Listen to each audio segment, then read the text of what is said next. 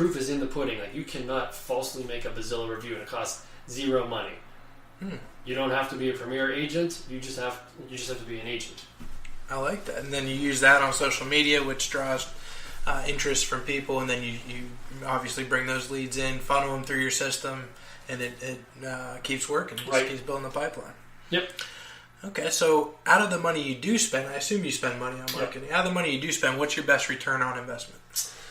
So, I spend a lot of money now. I never used to spend a lot of money, but what I do now is I hire a company that calls luxury for sale by owners and expired. So there's a minimum price of $500,000, and I pay them a monthly fee plus a referral fee for those guys that call up to 2 hours away from Pittsburgh. So if you ever follow me on any social media platform, you see me have these crazy luxury listings or farms that are like an hour away, whatever. These guys are out there calling these people. They can be expired from 3 years ago. They give me the interview, we send out the pre-listing booklets with the Zillow reviews, and then I get the listing, and then I try selling them. They strictly do luxury, because I'm not a for sale by owner caller, expired letter sender. You've never done any of that? Never done any of that. Really? Open houses is pretty much how I built my business. Wow. Impressive. It's hard to believe you ever struggled, but I'm sure you did at some point. What is a time when you struggled that comes to mind, and how did you get through it? Totally. So I've only been in the business 10 years this past May, and I'd say I only really made a substantial amount of money in the last 3 or 4. So basic math means 5 or 6 years I have been struggling, and that's when I was still flipping houses at tail end to make ends meet. I think my first couple of years, I think I sold 2 houses the first year, 3 houses the second, and maybe 5, and I think those were all my own flips. I don't think I had any clients. Okay. So it was meek in the very beginning. First 5 years, 5 or 6 years was super tough. And how'd you get through it? Financially, flipping houses kept me going, and then I just have if somebody tells me no, that's when I want to try harder. So if doors slammed in my face, I want it more. It doesn't even matter what the object is. So the fact that I was unable to succeed made me grind on even harder. And that's whenever I get a little bit of money and I take a CRS class, and they would kind of give me some structure. And I'd go back and I'd digest that and implement. The hardest thing for anybody to do isn't to learn, it's to implement. Implement. If you're going to get taught by somebody, you got to take and implement it. You're going to get busy. Implement. It's the number one offender for a realtor. Absolutely, because you get busy, you have all these great ideas, but you never actually use them. Totally. And then you go back to it, you're like, oh, that was a great idea. Why didn't I ever do that? Oh, so-and-so who's selling all this, he does that. Or she does that. Maybe I should do that. Maybe. So how important is goal setting to you? Not important at all.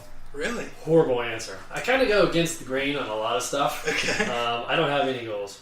Wow. Not a single goal. I just figure if I grind, if you work hard enough, you don't have to tell anybody your name. They'll just know your name. And if you get to that point, you will have enough sales, you will have enough clients, you will have enough income where that's it. I mean, I plan on selling real estate till the day I die. I mean, there's a lot of realtors out there that are seniors, and once you've been in business that long, you don't have to push buy leads, call for sell by owners, because you just have a book of business just keeps coming back to you. So I don't have any goals. Wow. You're the first person I've ever, in this business I've ever Kids, sat close down. your ears. You should have goals. So you don't have goals. Do you have a 5-year plan? Nope. Really? Okay. So you don't have any. Just keep grinding. Yeah, grind. Very short-term goal, right? You're always taking one step at a time. Right. I save a lot of money. I don't ever buy anything I can't pay for in full. So I paid off my condo, and I was able to do that through 10 or 15 years of flipping houses. So the way I flipped houses is different from a lot of people. Buy the house, get it to a habitability point, and then I would literally move into it. There are many houses I lived in that had no floors, that just had heat, had no kitchen. I would just eat leftovers and put it in a microwave, and then I would take that money and buy another one. Then eventually I could quit.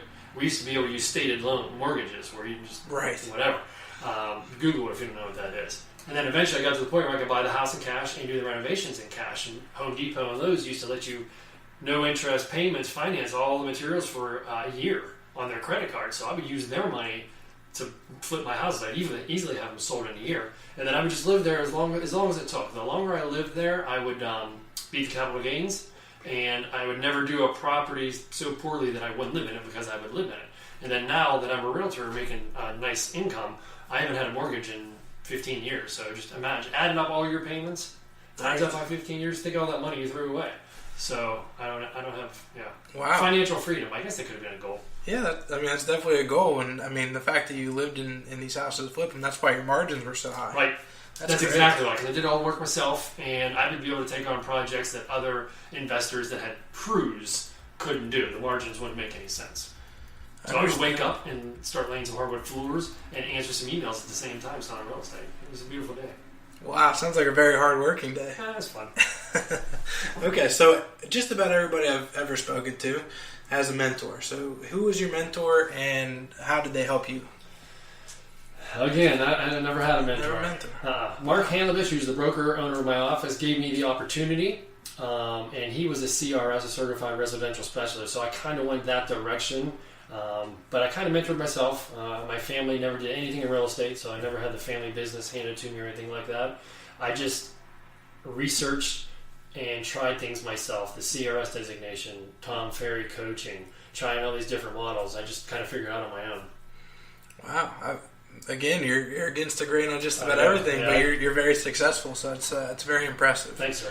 So how do you balance work and life? You've kind of mentioned that a little bit with your systems and everything. Is there a specific, do you schedule things in your calendar that, I'm going to take the night off here and spend it with somebody, or how do you balance work and life? I think, most of the times by 8 p.m. you're done feet working. It might just be some computer working. And if you have an assistant in place, then you don't have to do any of that. So you can be done in a relatively decent time. It's one of the things I loved about this industry is you do make your own schedule. I mean, you don't want to work because you have a family event. You can just tell them I have appointments or I'm unavailable or whatever. But vacations, I have no problem. Just schedule those in and lean on the office again. I don't know. I think that's pretty much it. Wow. Okay.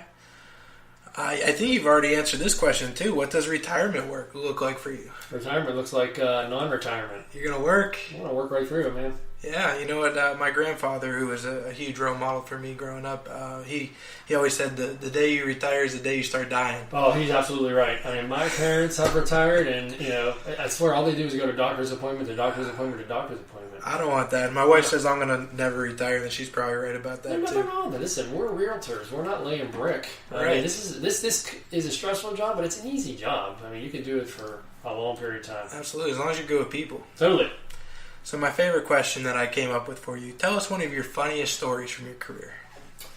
They're mostly R-rated, so we're going to keep a lot of those. We're okay with that. We're adults here. No, we're going to keep that off. I think one of the funniest stories that I tell is I was showing houses. It was a rental that I had to show. Of course, the listing agent must have had a miscommunication with the seller, who had miscommunication with the tenant, who, I'm knocking, and I let myself in, and out comes a naked guy at the top of the steps. He was just as scared as I was and my clients, and we were just completely freaked out. But that was probably the funniest story I've had. Yeah, I've had a few of those. Some naked guys? Yeah. And now you feel like you're so embarrassed, but I'm just like, oh my God, where did the breakdown of communication happen here? Yeah, it's definitely an uncomfortable situation. Totally. So that's about it for our questions. However, I do have the blitz round that I came up with. I asked the same 5 questions to everybody comes on the show. They're supposed to be quick, to the point. What is your favorite technology tool? Oh, they change so often. Drones is one of my favorite things. Okay, so taking the drone pictures of... Yeah. Okay, do you have your own drone, or do you hire I have somebody? my own, but I hired... whenever drones were in their infancy, I had my own, but now I have people that I can just lean on. Again, it's all about delegation. If you want free time to make a lot of money, you've got to learn to delegate this shit out to other people. I totally get that. What's your favorite real estate book? I don't read. Okay, what about listening? You don't listen to books? I don't listen either. Okay. Against the grain, man. I get that. I see that. If you were not an agent, what would you be? Jailbait. I'd be probably in prison. Why do you say that? I came from a different background. I had a lot of drug and alcohol problems growing up. Okay. So, yeah. So this keeps you motivated, keeps you focused. Right. It's a golden gift being a realtor. It's a golden opportunity, not just for being able to help out buyers and sellers, but it keeps you, keeps you going in the right direction. I mean, you can have hustle and use it for illegal methods, or you could use it for legal methods. So, it's pretty much saved my life, I would say. Wow, that's amazing. That's a great answer. I really love that. What is your favorite hobby? I don't have many hobbies. Real estate, man. I just love anything related to real estate. I mean, okay. Vacation, maybe. exercise. That's about it. Yeah, I don't have any hobbies. You golf? Anything like that? No, run, CrossFit, bike, hike, vacation. Yeah, pretty boring. Okay. Well, hey, this kind of leads me to my next and last question. What is your favorite dream vacation? Like, what is your dream vacation if you had to choose one? Yeah, I think I already had it in life. I went to Hawaii for 10 days. Wow. With a company, pretty much a company paid vacation. They had excursions. Like, you did all these different things, zip lining and all kind of crazy This stuff. was through Remax then? Or? No, it was with an ex-girlfriend. Okay. Her company won, and she took me like 3 years ago. Wow. Yeah. That's great. It was amazing. It's nothing like it. Watching the sunset go down in Hawaii, it's the same one every night. Golden. Oh, it's beautiful. I want to go to Hawaii someday. I tell everybody you've got to go once in your life. It's costly, but in your adult life, you have to go at least once. It's like nothing you've ever seen. Fantastic. Well, Brian, I really appreciate you taking the time out of your day to come here.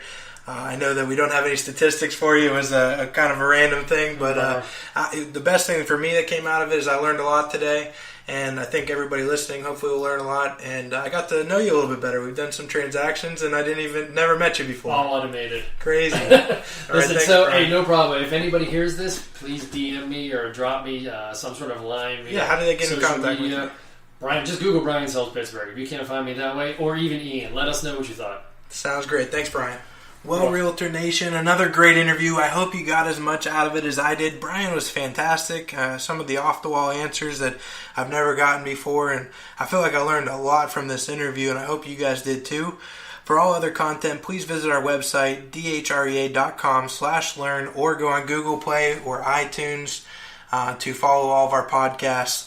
We're really trying to build up our network, so please share it, review it. Anything you can do to help us out, we'd really appreciate it. Until next time, this is Ian Hoover with the Deacon Hoover Radio Network signing off.